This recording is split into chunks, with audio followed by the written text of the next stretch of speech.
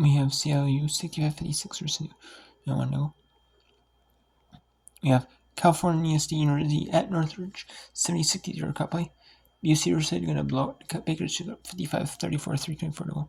Summer 51-43 Davis with 46 cents. So Eastern Washington 57-54 Montana State 48 cents. So we'll go to that one live here. 57-54 Eastern Washington Mountain State. In the Big Sky. Kicks it outside. Harris open three, way off the mark. Rebounded by Eggers, and a timeout is called by Eastern.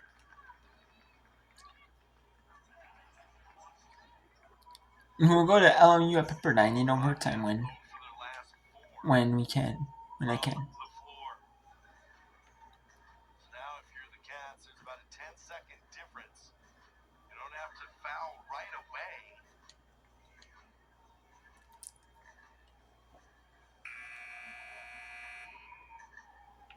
We take another look at that Grossman bucket. Probably one of the bigger of the night. She's got 8 points. The sophomore from Billings, Montana, playing for Eastern, 10 rebounds. So 2 points away from a double-double. Harris with 19, Cheering with 15. During combined 1 for 10 from behind the arc. And it's stolen away by Phillip. It's still on the ground. Cheering gets it. Drives to the basket, and it's knocked out of bounds. It'll stay with Montana State. Eggers with the block.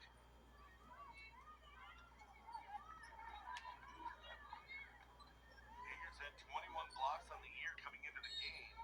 As we take another look, it's chaotic. Cheering three, and he buries it. What a huge shot from the sophomore from Roberts. And it's not enough. 57 all, 28 seconds left. It'll be Eagles ball.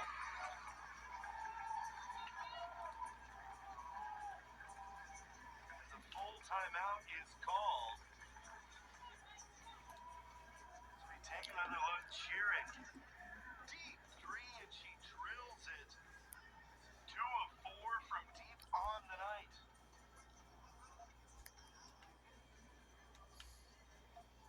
So the Bobcats get the steal and the three. Just their 4th three-pointer. They're 4 of 29 from behind the arc. 28 seconds left.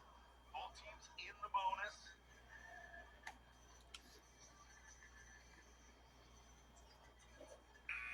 Johnson, who's on the court right now, the most fouls with 3. Bowers with 4, Eggers with 3 for Eastern. 57 all. Eastern will inbound it in the front court.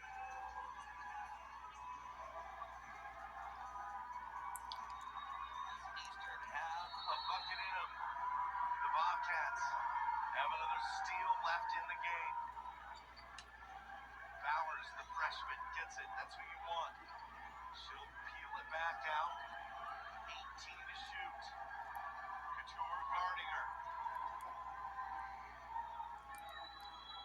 Jab steps, 10 to go.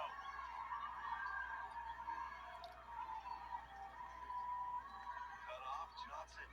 Outside, Gallant, 3, no good.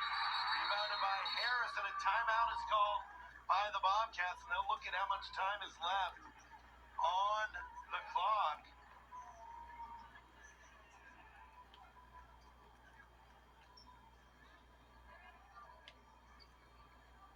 And they'll look to see how much time is left.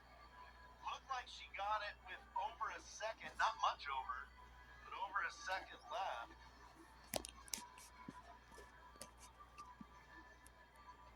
So a huge rebound and a stop for Montana State.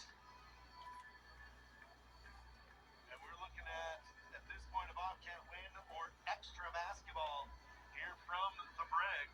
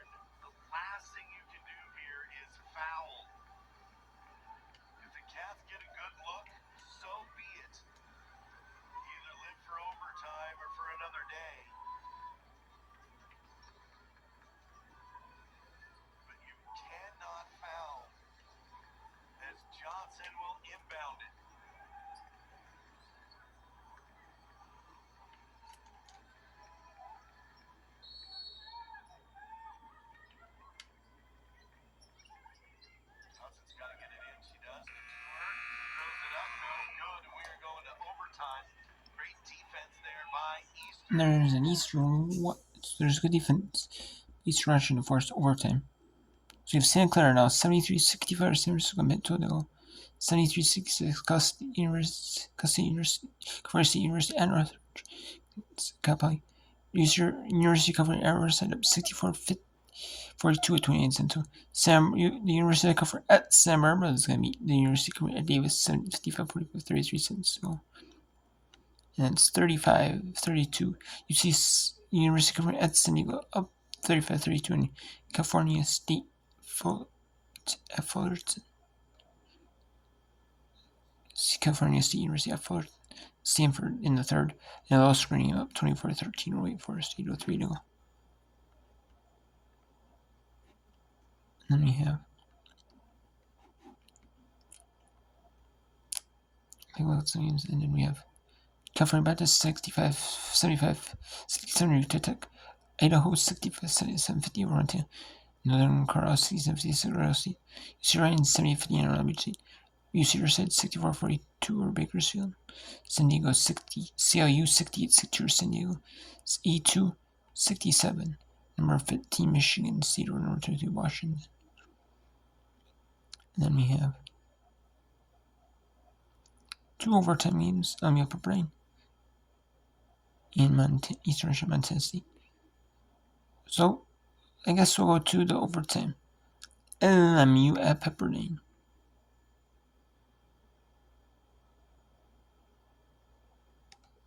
Now there's 2:51 left in the overtime session.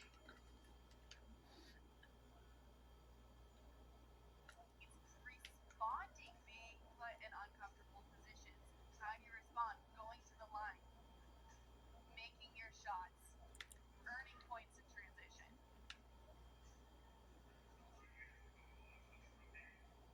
That last foul call is going to be under review.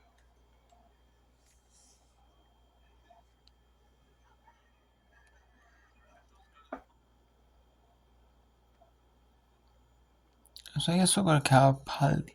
We'll go to California State University at Northridge. At Cal Poly, we'll go that one. Since they're reviewing, they're doing a review in the LMU at Loyola Marymount at Pepperdine.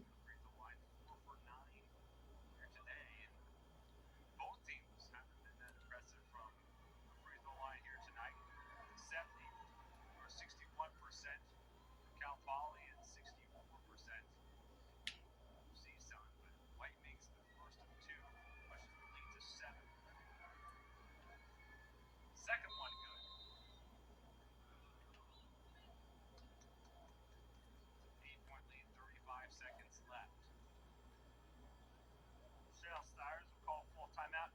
At this point, I think it's a little too far out of reach. Hard to make up 8 points in 35 seconds.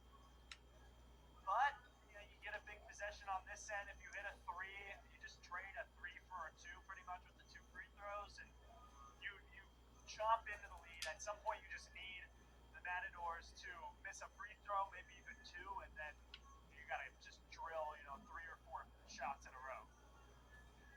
One thing I want to point out too, I mean, we talked about it, last or second last in the conference in scoring, second last, and the amount of points they give up per game, and they're on track. Having given up 76, average round giving up 74 per game, but they're about to score possibly 70 points in this one. I've had a good back and forth. It hasn't been a lopsided game by any stretch of the imagination.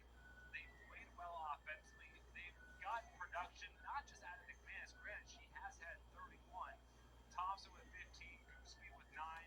We see Knapp contribute. We see Nora Perez contribute. We've seen. And Santa Clara beat San Francisco State 67.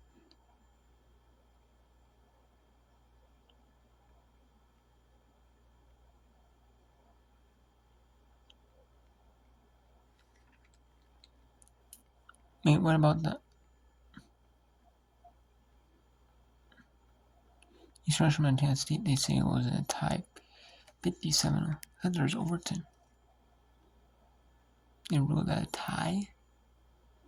No overtime in the Big Sky this year? Wow. That's interesting. Huh. Surprised the Big Sky cut off in conference play. Expect to see from Boston this evening, but that's okay.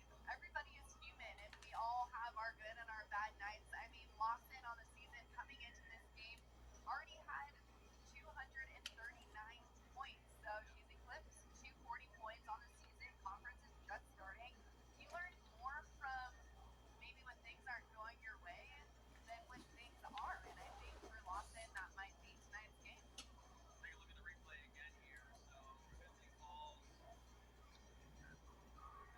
Matt right on top of her. Mitchell's taking a long look at this one.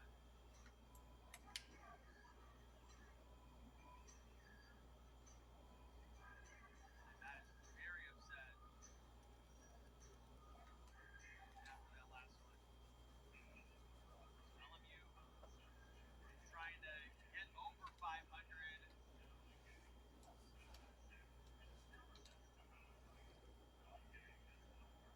They're still reviewing that one.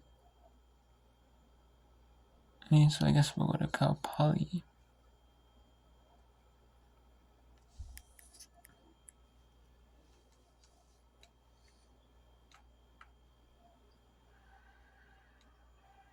I think another thing too that you can look at is Cal Poly in this game, 68 points, only 8 of them coming off the bench. So I mean, right there, that's your key indicator that you just don't have a lot of production outside of your offensive lineup, and they just have to find a way to get a player to come off the bench and be a spark. And there are girls on this team who can score the ball very well. I think we didn't see Maya Sharpton. I think she can score the ball well. Same with Katie Piper. They're just young. They're going to make mistakes when they're out there. But the Mustangs they're going to be 3-12 after this game. So at what point do you experiment with those girls who are going to be pieces on this team in the coming years and see what they can do? I really like what I see in certain aspects of this team. It's just finding a way to make it all encompassing. And that's the tough part when you have a youthful young team. Your top players, a sophomore transfer from the Division II level. Your second best player is a freshman. You're just getting these players ready to play Division I basketball with the short amount of time you have from when they come to high school to campus. And so, like you said, Ryan, tinkering, playing with some lineups, playing with people's different abilities, and obviously just trying to climb the ladder and get better every day. Yeah, this is a group that you can retain them with the NIL and transfer portal and everything that's happening in college sports. It might be hard to retain all of the top end talent like McManus and Thompson, but if they can retain those two, those are going to be good building blocks to build this team around. And you're going to get McManus for 3 more years if she stays. 2 more years after this. You get Thompson